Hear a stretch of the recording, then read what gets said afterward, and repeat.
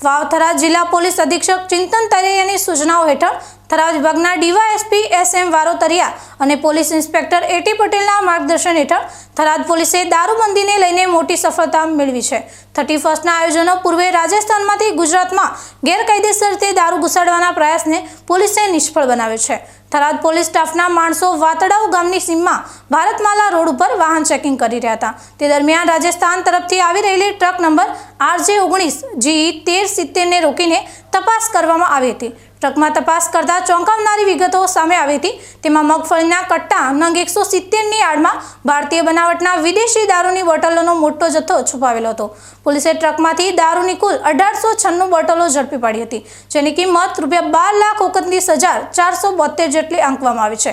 Truck, દારૂ, મગફળીના કટ્ટા અને મોબાઈલ સહિત કુલ ₹23,94,472નો મુદ્દામાલ પોલીસે કબજે કર્યો છે। પોલીસે આ મામલે રાજસ્થાનના જાલોરનો ટ્રક ચાલક ચંપાલાલ મિરાસી અને કાયદાના સંઘર્ષમાં આવેલ એક કિશોર સહિત 2 ઇસમોને પકડી પાડી ગુનાપાત્ર કેસ શોધી કાઢ્યો છે। આ ઉપરાંત દારૂનો જથ્થો ભરાવનાર, મંગાવનાર અને વાહન માલિક સહિત વોન્ટેડ આરોપીઓ વિરુદ્ધ પણ પ્રોબેશન એક્ટ મુજબ કાયદેસરની કાર્યવાહી હાથ ધરવામાં આવી છે। વોન્ટેડ આરોપીઓમાં રાજસ્થાનના રમેશભાઈ દાનારામજી મિરાસીનો સમાવેશ થાય છે।